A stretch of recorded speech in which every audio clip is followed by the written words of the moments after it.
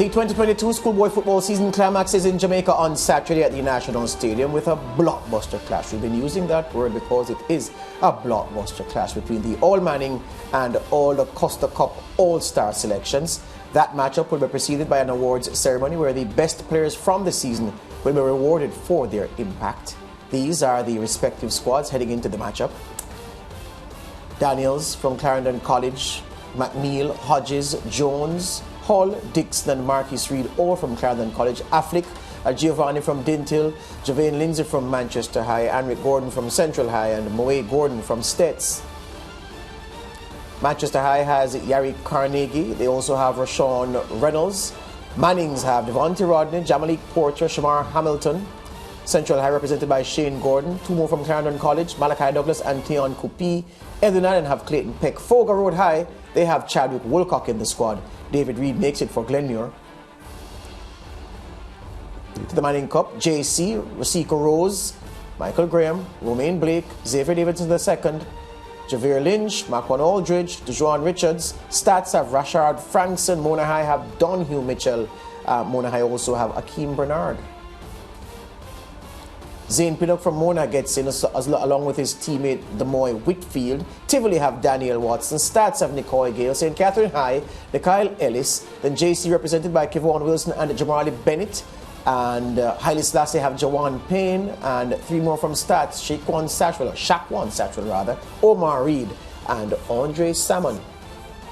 So, two of our schoolboy football analysts, Chris Taylor and Deja Williams, have spoken extensively about the picks, and they've also shared their starting 11s. Today we hear the thoughts from another one of our analysts, Dean Smith. Dean, welcome to the SportsMax Zone.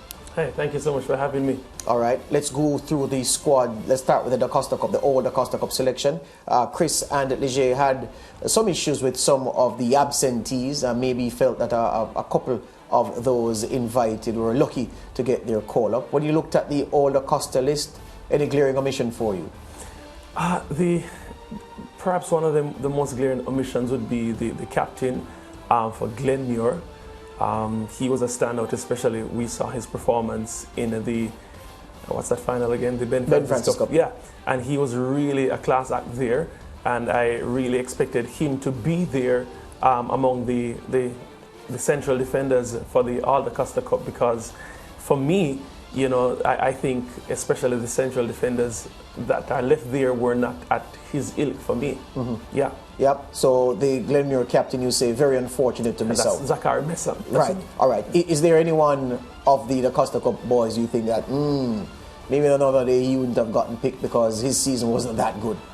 Well, to be honest, I haven't seen Woolcock. From Fogar Road. From Fogar Road. So I'm thinking, yeah, you know, but perhaps he can surprise me on the day. Shamar Hamilton was good when he came on for Mannings, but you know, I'm not sure that he would have, you know, been a part of my lineup, to be honest. Yeah. Yeah. The All Manning selection. Now let's look at the All Manning list, if we may, and ask you again the same thing. If, again, Chris and Leger, they had some issues with a couple, not so many as the DaCosta Cup squad, because they were agreed that the DaCosta Cup selection had more glaring omissions than the Manning Cup selection, and they felt that the 8 JC men more or less warranted their inclusion. Any disappointments for you in terms of who was not called?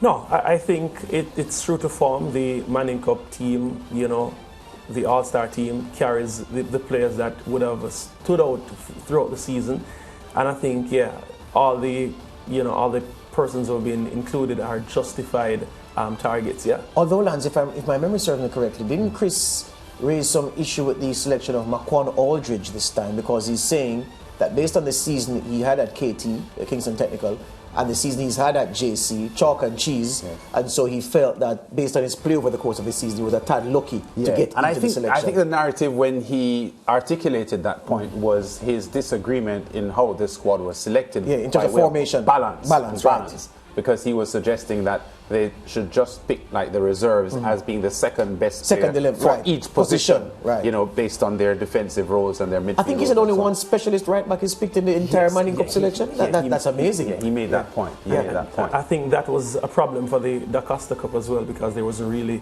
a lot of specialized, in that case, left back. It was only one from Manchester, Javine Lindsay. So those are glaring problems in the selection of both teams. But yeah, Macon Aldridge, he didn't have the kind of season, of course, that he would have had at KT. But I do think that he can bring some life to the party based on his size and his speed and his technical ability as well. So I wouldn't really pull him out, but he wouldn't be a starter for me though. Is there anything to read into the selection of the coaches? Because Davian Ferguson is obviously one of the most successful young rising coaches, but Lenny Teacher Hyde is the master and the veteran. How do you read the coaching aspect of this clash? All right, so that was something that I was really contemplating as I, was coming and preparing, because I know Lenny Hyde has a system, and many individuals say that for Jamaican football to move forward, perhaps we should really adopt what he does. All his teams play in a similar fashion. Davian Ferguson, though, has a bit more dynamism, if you could warrant that term. So I wonder how quickly Lenny Hyde would be able to get all those players to adapt to how he wants them to play, given the short training session and so forth. Davian Ferguson, I think he's a bit more pragmatic and will say, all right, this is what we need to do to win. And yeah, he has a star, the mile ahead star in Dejon Richards. So it would really favor him, from a coaching perspective, I think. Yeah, and to build on that point, I am suspecting that the coaching job on top of what you just said, for another reason, the coaching job might be easier for Ferguson as well, because a lot of the players in the All Manning setup, apart from being teammates, because there are so many Jamaica College players in there, there are a couple of Mona players as well, and several of the players are a part of the Phoenix Academy. So you may get in the All Manning Cup star squad a nucleus of players who are more familiar with their teammates than the All DaCosta lineup. Yeah, Lenny Hyde would definitely have to be bold to just put out all 8 Clarendon College players to start to get things moving, because he could definitely have significant inroads with that. But nobody would want to have that particular light on them. But yeah, Davian Ferguson would be easier to slot players together, because a lot of them do have playing times at different clubs together, as well, as you mentioned. So it should be easier for him if balance across different schools is to be maintained.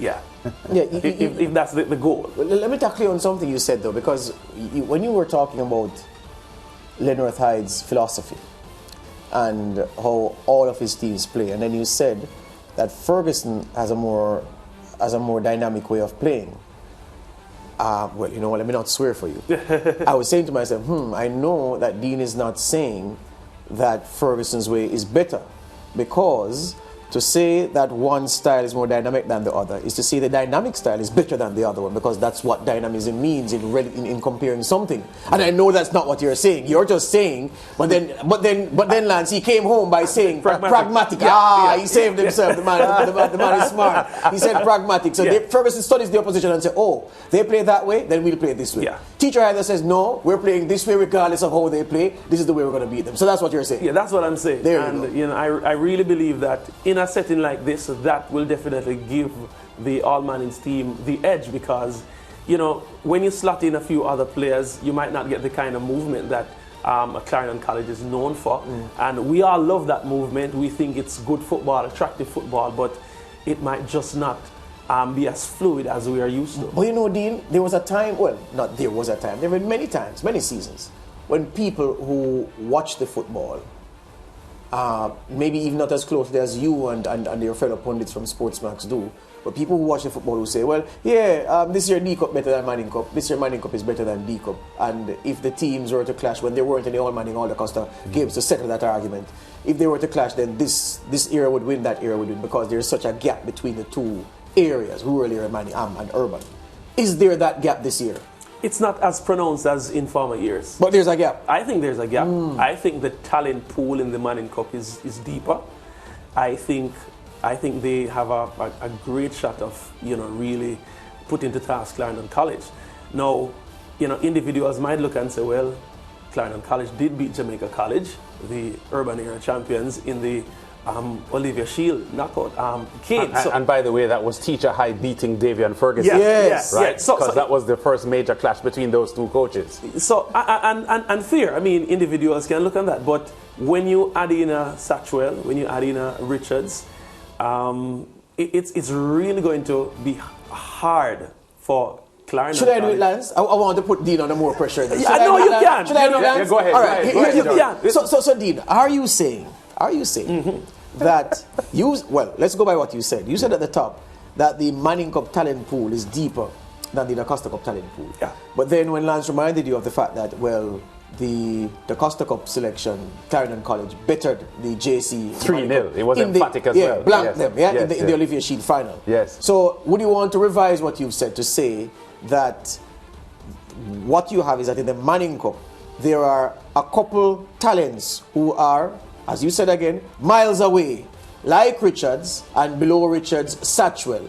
But that those two apart, there is not this gap between the two areas as some people would want to believe. All right, so let me tell you why I said there's a greater talent pool. Remember, pool is the operative word, all right? Because remember Clarendon College, they didn't make a lot of changes in that Olivia Shield final. But no one told Olivia not to make changes. All right, no, fine. And we recognize that team perhaps has the most miles of all teams in schoolboy football, because that starting lineup, no shift whatsoever. So when you talk about pool, when they bring on substitutes, it's not as if those substitutes make a world of a change. That's just reality. They are good players. So when you think of it as a pool, an entire roster of players, I think the Manning Cup has a better roster than the DaCosta Cup. All right, let me see if I can do it easier then. Man for man, Dujuan Richards, Satchwell apart. Dujuan Richards is in somewhere by himself. Satchwell set them apart. Get in there. Man for man, you're saying the all Manning selection is better, man for man, than the all DaCosta selection? Yeah, I would think so. Okay, all right. Yeah. Well, you know what? When we had Chris and Leger, lads, one picked all Manning, one picked all DaCosta. Leger went all Manning, yes, and Chris said no. If he's all DaCosta, it's going to be better because of the attributes and the qualities that they have.